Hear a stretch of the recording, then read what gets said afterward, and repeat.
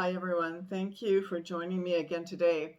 So, I want to talk about following the money of the transgender empire.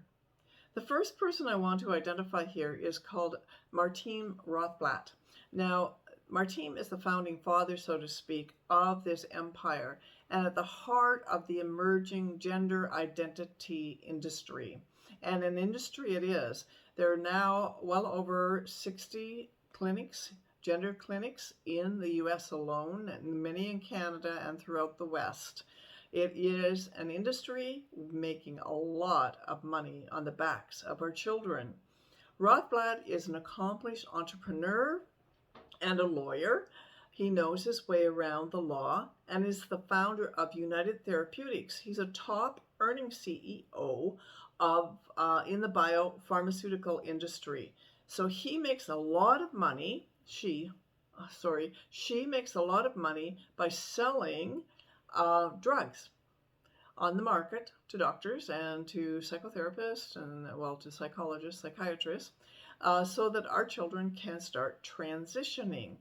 They can believe that they can actually be the opposite gender. They can be the opposite sex. That's what they're being told. So, and why is all that? Well, it makes people a lot of money.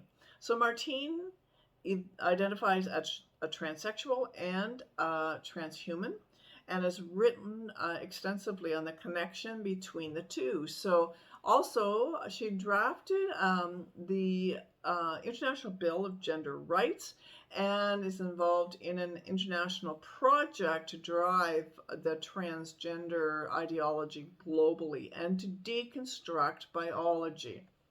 So there's a lot at stake here.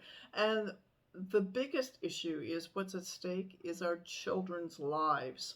So Stefan Whittle is a female to male transgender and professor of equalities law, as well as president-elect of the World Professional Association for Transgender Health.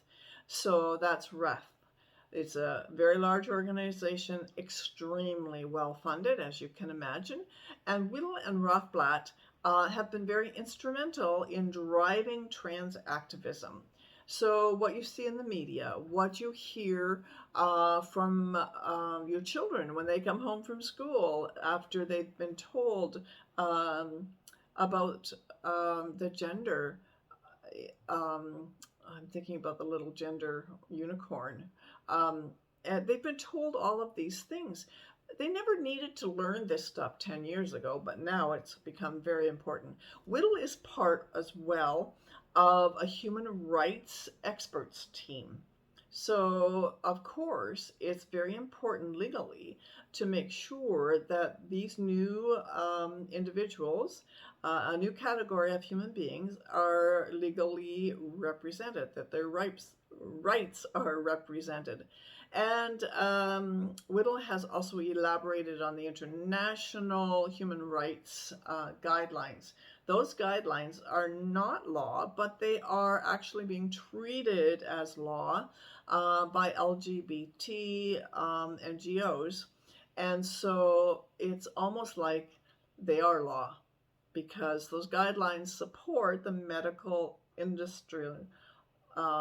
And there's an investment then in the future of medical tech in identities. So the more they can generate the ideas that children can change their sex, the more money they will make. These gender experts are actually self-manufactured. It's all come about as part of this trajectory to deconstruct biology and to deconstruct humanity. So Rothblatt, Whittle, and two other lawyers really, and they're all trans-identifying, are the main participants of a project to deconstruct sex within the law on a global scale. So if you can actually deconstruct sex legally, somehow legally, and have it replaced with medical identities, that's the objective. Is it confusing you yet? Well, let's lay it out straight. Deconstructing biology to have people understand and to accept that there are over a hundred gender identities, to accept the confusion that's being inundated, that's being taught to our children. So there's big money behind this, that's driving the transgender empire. Martine Rothblatt also has led the International Bar Association's Biopolitical Project. And what is that? It's an intersectional field between human biology and politics. So let's make sure we get it legally re-identified, that biology is out the door, and politically. We have to make sure this is pushed politically.